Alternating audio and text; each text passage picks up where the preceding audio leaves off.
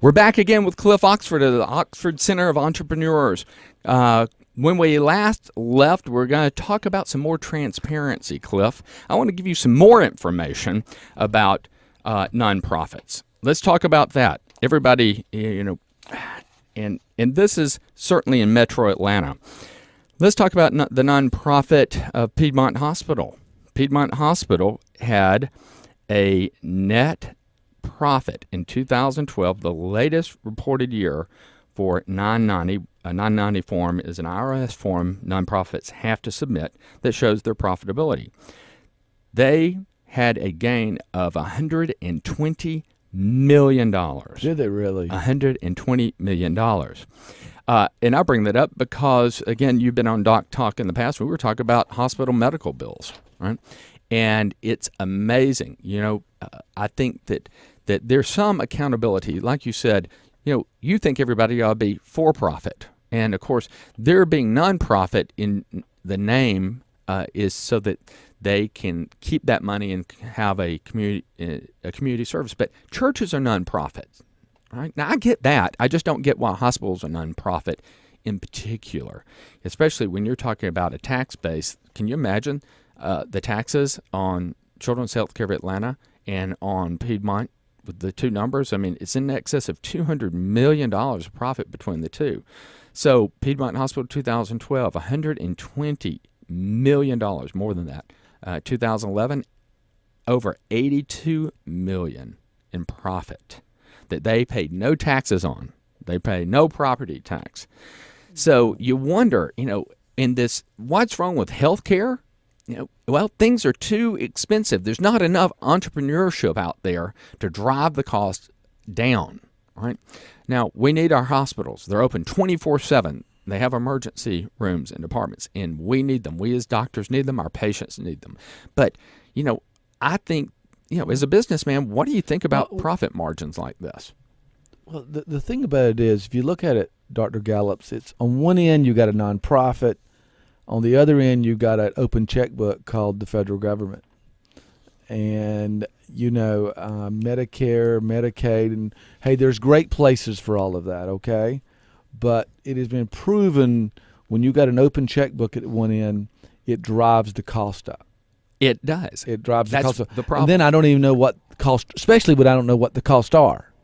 So right. You put all of that together, and unfortunately, Obamacare did not address the cost issue.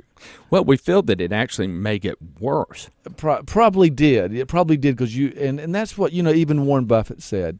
Warren Buffett said there's some good things in there, but he didn't touch, speaking of President Obama, he didn't touch the cost side because, boy, that's probably some political dynamite there. When you start touching those profit margins. Well, I got to tell you, it is. And there are multiple questions about if you believe that the Affordable Care Act or Obamacare is about health care, then you've got to address those cost items. And even though they talk it I don't see where it's working. Now, if it's about social change, well, this rising health care cost is going to push us into a single-payer system. And if that was the goal, he's right on. He got the book right on that. Okay, and and in a way, as a patient advocate, we want everybody to have great health care. That's why I went into medicine. But from a business perspective, I don't think it has created a lot of. I think we may have a shot at this thing of something they didn't really intend, and that is entrepreneurship. We talked about the joint that's really said to. You know how much waste he's cut out of that chiropractor experience? Oh, tons. Tons of waste that was not needed. Now, look, it'd be nice to go in and get all this other stuff, but it's not cost effective. So what he has done, and this is what healthcare needs to do, he has standardized the cost experience. When Cliff Oxford comes in, he knows how much he's got to spend on me. That's transparency. That's transparency. But that's even on steroids. That's on steroids. So he standardized the customer experience. This is what you're going to get, okay? Right. Well, it's a great opportunity for entrepreneurs. And people want to be innovators in healthcare. I think all through healthcare, the entrepreneurs are going to be like, piranhas. They're going to slice and dice this thing up and get it standardized And you're going to be able to get good health care in the country at an affordable price. I agree. And I think that is great for the consumer because it is your health, your money, and your choice. Right. So let's talk about ripping this Band-Aid off of, and let's find some transparency as we've talked about with nonprofits. Let's talk about Medicare and Medicaid because that is a driving force. Everybody complains about seeing those patients, and I just want to be totally clear. At the ENT Institute, we do not discriminate. In fact, we see Medicaid, Medicare. We're for all people. We publish our prices. We're able to tell you what it's going to be ahead of time before we do anything. And the problem with hospitals is they can't do that because they're not sure what they're going to bill. And that's part of the problem. There's not a cap on it. Now, I saw last week a website where surgeons were going out there and bidding on surgeries. Yes, MediBid, and the ENT Institute is a part of that. And that's what we need. I mean, that is what we need. I mean, as an entrepreneur, I'm about to jump through my skin when I saw that. Okay, it's coming around. Because you know what he did when he put all those rates out there on the internet, the exchanges? Right. Think about that. I mean, it opened up the whole world to see. Well, it did, and I think it's created some transparency. At least people are thinking prices because if you're on one of the Obamacare plans through healthcare.org, you're going to have a deductible of $6,350, and that's got to come out of your pocket before you spend.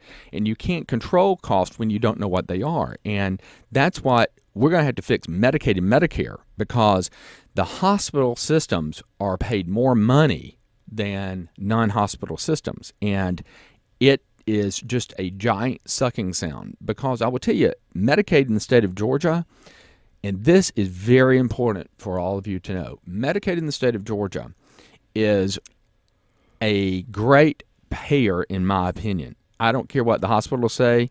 They act like, oh, we can't survive on this. But in my eye, that Medicaid is a great payer to them. They're disadvantageous to doctors. We get paid low rates, but the hospitals really make out really well because they get paid multiple line items. They get paid for supplies, for pharmacy, for blankets and IV fluids, in addition to whatever the problem is. So that just keeps ticking in there until the state of Georgia puts a lid on it and develops an accountable care organization model. There's going to be a giant sucking sound of money. So let me define accountable care organization for you, Cliff. That means if you go in to have your hip replaced, they're going to give the system, hospital or whatever, a set amount, probably $25,000. I think that's about right, $25,000 to $35,000. And the organization is going to say, physician, you're going to get this part of it. The anesthesiologist is going to get this part of it. Pharmacy is going to get this part of it. The hospital is going to get this part of it. Okay, everybody's going to get their piece of it because they're going to cap what they pay for it. Now I'm going to tell you, that's a great idea. Bring that on. That is what we need because we're going to be able to compete with that, and we're going to see that we're going to change this cost curve here.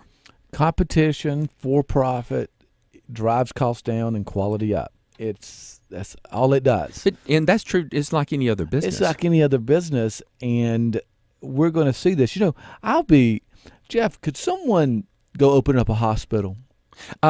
No, Okay. They really can't. Regulations won't let them do that. But there actually is one for sale in Atlanta. Go on with your idea. So, just like this guy with the joint did with the chiropractor.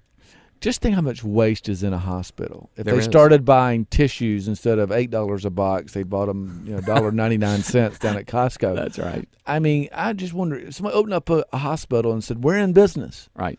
And then and you could do that. It's just got to be, it would be a great experiment, and it's going to take a great entrepreneur to do it. Well, Cliff, that's about all the time we have today. I appreciate you joining me and co-hosting with me pleasure. Today. Have a great rest of your day. You've been listening to Doc Talk with Dr. Jeffrey Gallops on Talk Radio 640 WGST.